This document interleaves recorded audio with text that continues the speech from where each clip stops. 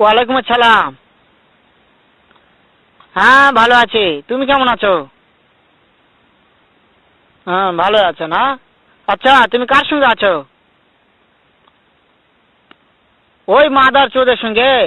ওই মাদার চোর তো এতই হারামজাদা। ওই শুয়োরের বাচ্চা, ওই তো লটির বাচ্চা, ওই সাওয়াচুদির বেটা মাগির লিসা, এতই মাগির লিসা।